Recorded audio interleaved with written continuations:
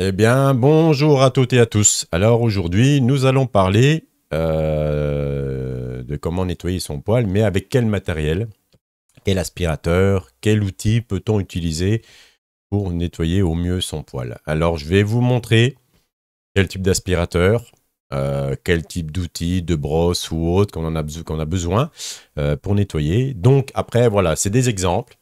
Après, vous en faites ce que vous voulez. C'est des exemples, mais je pense que ces exemples-là, moi, c'est des outils que j'utilisais et qui vont très bien pour nettoyer un poêle. Donc, alors, à savoir que j'ai des clients aussi qui me demandent, est-ce que je peux utiliser l'aspirateur de maison? Non. Moi, je dis non tout de suite. Pourquoi? Parce que ce n'est pas un aspirateur qui est étudié pour aspirer des microparticules. Ça aspire la poussière, certes, mais les particules d'un poêle sont très fines. Ça peut encrasser votre aspirateur. Votre aspirateur va avoir une odeur très désagréable avec le temps.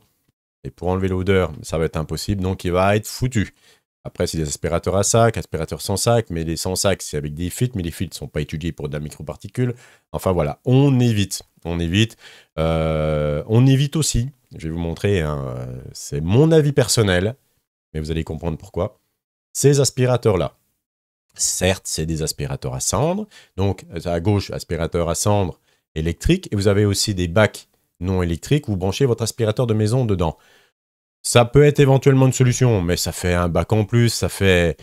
Pour moi, c'est pas le top. Ça fait trop de tuyaux, ça fait trop de longueur puis ça fait une perte d'aspiration. Pour moi, c'est pas du tout le top. Celui de droite, je ne sais pas ce que vous pouvez aspirer, hormis le cendrier, hein. Euh, enfin, le creuset. Mais là, vous allez aspirer quoi? Vous pouvez même pas aller dans le poêle, aller sur les côtés. Non, pour moi, ça, c'est un attrape-nigo. En plus que ça coûte 50, 60, 70 euros pour des aspirateurs de marque, peut-être jusqu'à 100, voire plus d'euros. Et que si vous achetez ce type d'aspirateur-là, bon, bah après, c'est un pro. Mais j'ai vu que le Ribimex Pro, il n'est pas si cher que ça au final, hein. Il est dans les 100 euros, je crois. Donc il n'est pas si cher que ça pour du professionnel et qui marche très bien, je ne connais pas, mais j'ai vu un peu les caractéristiques. Et sinon, bah, vous avez les petits Karcher, comme à gauche, et qui vont très bien. Ils vont très bien. C'est des aspirateurs qui sont prévus pour être dans un garage, pour aspirer votre voiture, pour aspirer. Il y en a qui sont étudiés pour les cendres avec des chaussettes. Le mieux, c'est avec une chaussette, bien sûr, parce que ça retient quand même mieux les microparticules. Donc, on fait attention à ce qu'on achète, on se renseigne. N'allez pas vous faire avoir sur des aspirateurs dits cendres, mais qui vont aspirer que très peu de particules et qui, pour moi, ne sont pas bien étudiés. En plus que ces petits aspirateurs à cendres, comme ils les vendent, font un bruit phénoménal. Ça n'aspire rien du tout. Et quand je dis rien, j'ai déjà fait l'expérience, on en vendait aussi. Déjà, ça claquait au bout de quelques mois, c'était une catastrophe, il fallait les remplacer tout le temps. Enfin, non, non, non, non, pour moi, ça n'attrape nigo, c'est trop cher pour ce que c'est. Moi, j'en ai un, je le cache pas, je l'ai acheté chez Lidl il y a quelques années. Un bac à cendre, assez imposant, qui fait soufflerie, aspirateur d'eau, enfin aspiration d'eau, aspiration de sang, de particules. Enfin, il fait 1200 watts, mais il est super puissant. Déjà, le bac, il est grand. C'est un gros filtre dedans et je le nettoie une fois dans l'année. Quand je m'en sers pour aspirer mon poêle. Une fois dans l'année. Les petits aspirateurs à cendre, vous aspirez une fois, il faut tout le vider, il faut le souffler, le nettoyer, le taper. Ben, non, non, non, pour moi c'est trop cher. Moi, l'aspirateur que j'ai acheté à Lidl, il m'a coûté, je sais plus, 69 ou 79 euros. Puis au final, ben, je peux m'en servir pour tout. Mon garage, si j'ai un peu de merde, je peux m'en servir comme soufflerie. Je peux aspirer la voiture, je peux aspirer. Que votre aspirateur à cendre, vous allez faire quoi à part aspirer votre creuset? Ben, c'est cher pour aspirer un creuset, moi je dis, hein. Bref, c'est mon avis personnel. Prenez ça comme vous voulez, hein. Après, moi, c'est mes conseils. J'ai été professionnel, j'expose mes faits professionnellement. Donc voilà. Donc après, vous avez les outils. Très important. Très important, hein, d'avoir un minimum d'outils pour nettoyer son poêle. On ne peut pas nettoyer un poêle qu'avec un aspirateur. Il vous faut, comme en haut à gauche, un suceur. Que vous le fabriquiez vous-même, avec du tuyau, peu importe, mais qui soit rigide, qui ne s'aspire pas, en fait, qui se renferme une fois que vous avez aspiré.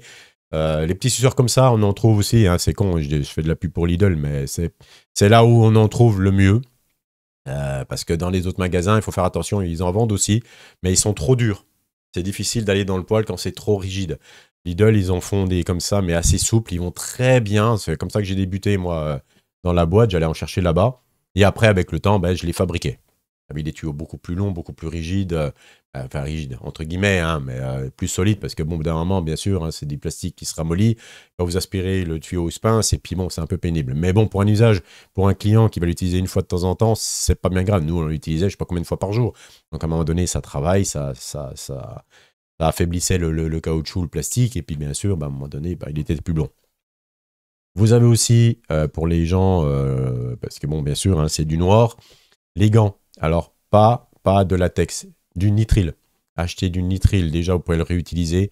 Le latex, au jour d'aujourd'hui, il est fin.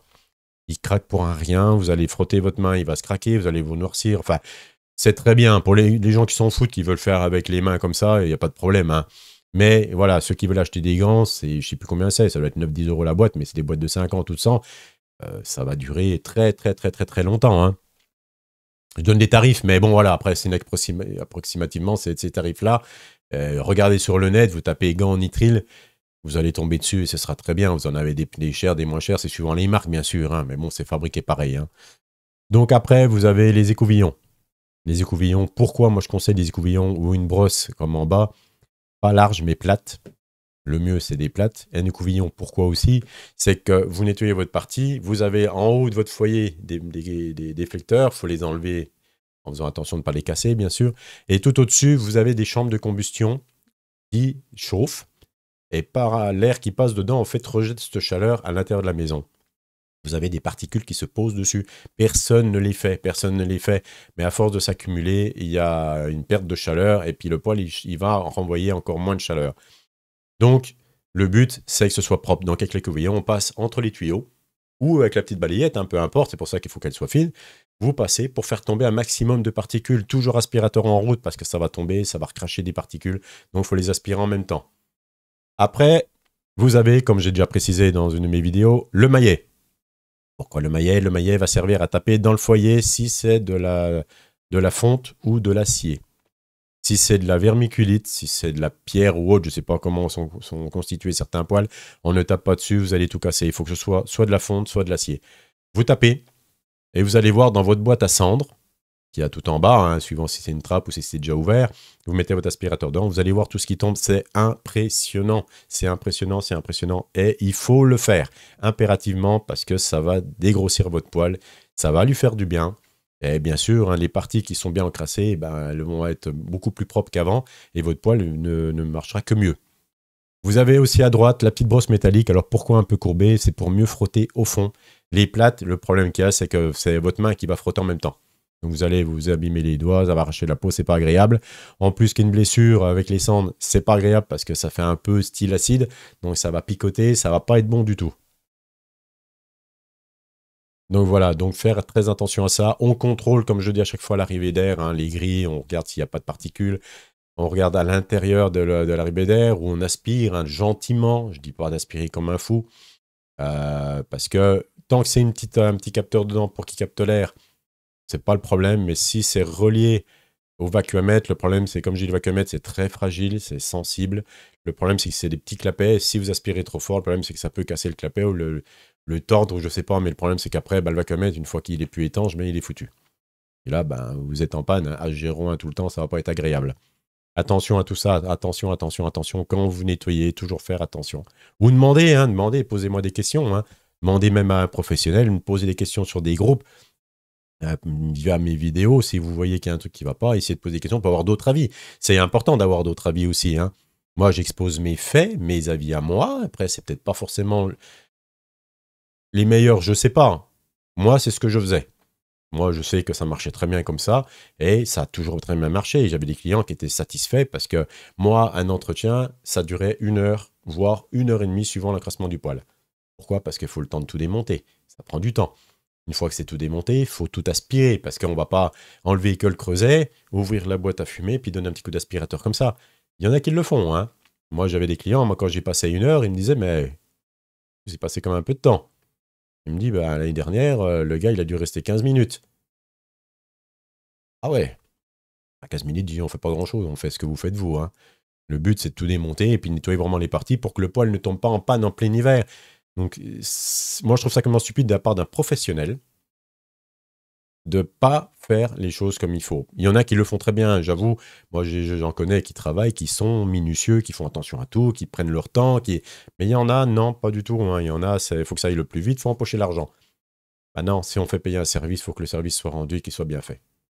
Voilà. Moi, c'était ma devise. Hein, et le client, il fallait qu'il soit satisfait et puis qu'il veuille payer. Moi, j'avais des clients qui me disaient, mais moi, ça ne me dérange pas de payer, le travail, il est bien fait. J'ai eu un collègue, malheureusement, un jour, qui a été chez un client que je connaissais très, très bien.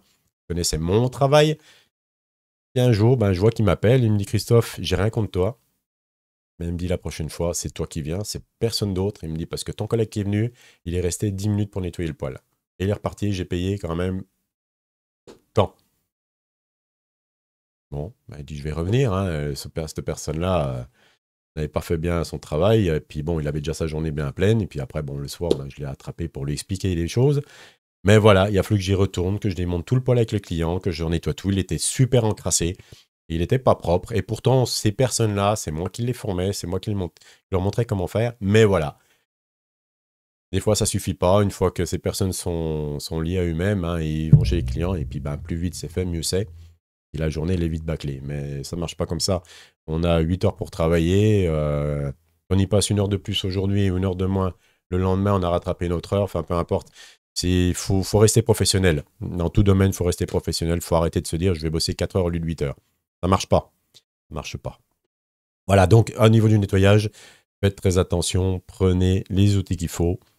Vous avez aussi les clients qui veulent complémenter, qui veulent faire leur propre harmonage. Entre guillemets, hein, qui le font faire des fois une fois par un professionnel et qu'eux, en cours d'année, veulent le faire. Alors, je vais vous présenter ce type d'enrouleur. Pourquoi celui-là? Déjà, parce que le hérisson, il y a une petite boule au-dessus qui va permettre de glisser dans le conduit ou dans la gaine. Il ne va pas se retrouver coincé comme des bouts plats, comme certains. Alors ça, on évite. Parce que si vous avez une petite bordure, il va bloquer dedans, vous n'allez jamais pouvoir monter. Pourquoi le petit flexible au milieu? Parce que c'est tout fin. Il va très bien pour passer les coudes à 90 ou à 45. Vous avez aussi, sur certains enrouleurs, vous allez voir des embouts qui sont très, très, très, très, très gros. On ne prend pas. Ou des longueurs de hérisson qui sont très longs. Là, pour passer un coude, il n'y aurait pas. J'en ai acheté un pour tester. Le problème, le hérisson était avec un système de ressort, mais c'était tellement dur que quand je l'ai passé dans le coude à 45, le hérisson a cassé. En fait, le ressort a cassé et le hérisson est resté coincé dans le tuyau. Heureusement, il n'était pas très loin, j'ai pu le retirer avec une pince. Mais si j'aurais insisté pour aller plus loin où j'ai un autre coude, puis qu'il aurait cassé, j'allais me retrouver dans la panade. Hein. Donc attention à tout ce que vous achetez comme matériel et posez-moi la rigueur des questions pour me dire si vous avez bien fait ou pas. Posez les questions à un professionnel. N'achetez pas sans savoir, au risque de se faire avoir et puis d'acheter pour rien. Moi, du coup, je me suis débrouillé autrement. J'ai coupé la tige, j'ai acheté ce petit bout au milieu, là, rouge, avec le hérisson qui va avec la petite boule. Depuis, plus aucun problème. Voilà. Donc, pour nettoyer le nettoyage du poêle, il faut vraiment faire attention. Alors, il y a aussi, avant d'attaquer un nettoyage, soit on débranche le poêle, pour être sûr qu'il ne redémarre pas ou qu'il n'y ait pas de problème. Si il redémarre manuellement, c'est vous qui le gérez manuellement, il n'y a pas de problème non plus. Par contre, ceux qui le laissent en mode stand-by ou en confort climat, là où il se gère tout seul, n'hésitez pas à leur descendre de 3, 4, 5 degrés si possible. Comme ça, vous êtes sûr qu'il ne démarrera pas. Une fois que le nettoyage est terminé, vous remontez votre température, il va reprendre son cycle normal. Et il n'y aura pas de problème. Vous avez aussi, si vous voulez complémenter le nettoyage, que vous voulez démonter les côtés du poêle, toujours bien débrancher le poêle, qu'il n'y ait plus de courant du tout au cas où vous touchiez la carte mère. Les fils qui sont reliés au moteur réducteur et au pressostat qui sont courant continu. Et là, vous pouvez vous prendre une petite châtaigne, ce qui n'est pas agréable. Donc, toujours faire attention à tout ça. C'est des précautions, mais il faut faire attention. Par rapport au nettoyage, je pense qu'il n'y a pas grand-chose à dire. La vitre, j'ai déjà expliqué dans une vidéo. Aucun produit. 0 produit. Si on veut nettoyer, même le foyer au fond, qu'on veut complémenter après avoir passé la brosse métallique, une vieille éponge, de l'eau tiède, ça va très bien. Ça coûte rien. Et puis les produits, pour moi, c'est pas forcément que du bon. Ça agresse. Ça coûte cher. Le problème, c'est que ça coûte cher. Et puis, ça fera pas forcément du bon travail parce qu'à force d'utiliser des produits, c'est agressif. Donc, ça va détériorer le matériel, que ce soit de la fonte, de l'acier, la vitre en elle-même, certains produits. sont agressifs et ça fait des taches opaques. Et ces taches opaques, le problème, on ne peut plus rien faire. La vitre est foutue. J'ai expliqué dans les vidéos, il faut faire attention. De l'eau tiède, de l'eau chaude, hein. Les eaux chaudes décollent les particules. Si on voit que c'est trop collé, vous avez des petites raclettes avec des lames de cutter dessus, à plat. Ça va très bien. Vous humidifiez pour assouplir un peu la salissure, hein, la tâche, et vous grattez.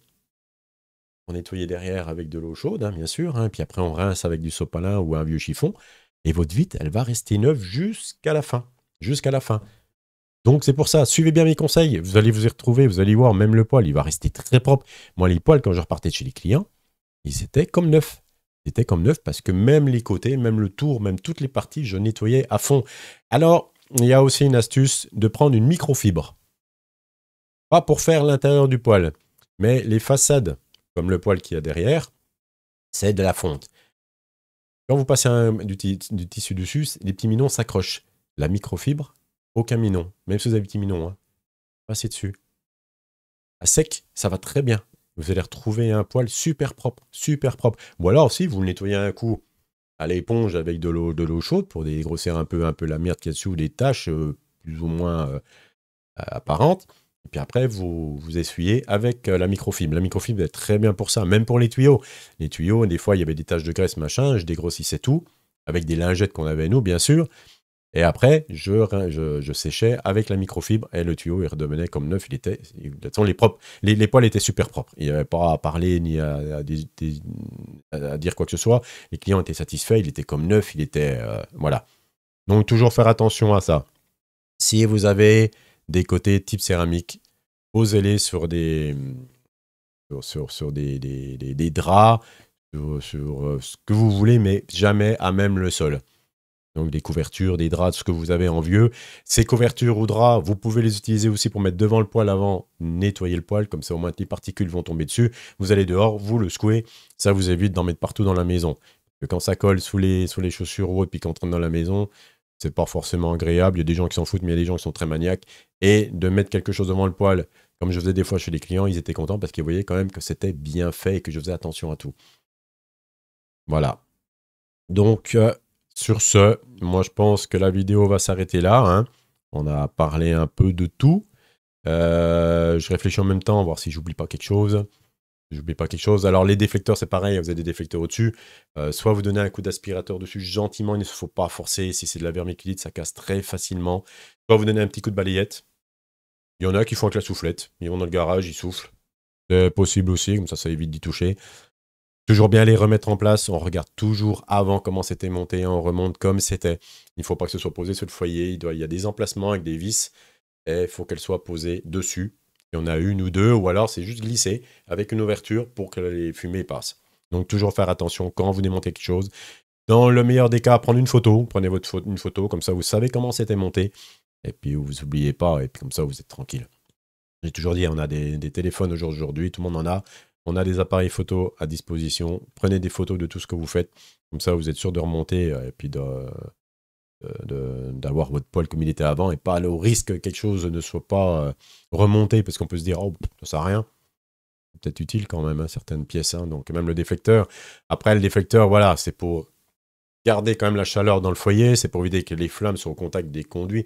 Bon, même si on n'a pas, après, c'est pas bien grave, mais il vaut mieux les avoir quand même. Ça évitera que la chaleur passe directement dans les parties internes du poêle pour que la chaleur ressorte par la cheminée. Et puis voilà, donc ça retient quand même ces chaleurs pour aider quand même la dispersion de cette chaleur, encore une fois, dans la maison. Donc, sur ce, moi je vais vous souhaiter une bonne journée à toutes et à tous. Si vous avez des questions, n'hésitez pas. Si mes vidéos vous plaisent, n'hésitez pas. Un petit like, hein, s'il vous plaît. N'hésitez pas à me dire merci si vous avez réussi à vous dépanner ou même me dire grâce à vous je me suis dépanné, j'avais tel problème parce que moi ces petits problèmes là vont être utiles parce que je pourrais éventuellement dépanner un client. Les clients qui ont des soucis avec certains poêles, moi je connais une marque entre guillemets, hein, même si j'en ai déjà dépanné des autres, mais j'ai qu'une marque que je dépannais énormément, je connais par cœur. Les autres poêles, c'est à peu près le même principe, mais suivant les modèles, suivant les marques, la constitution est différente, les codes d'erreur sont différents. Donc, faites attention. S'il y a quelque chose qui ne va pas, posez des questions. Hein. J'en ai déjà aidé même des poils que je ne connaissais pas. Et avec des petites idées, des petites astuces, vous dépanner gratuitement, ça n'a pas de prix. Merci à vous. Bonne journée. Au revoir.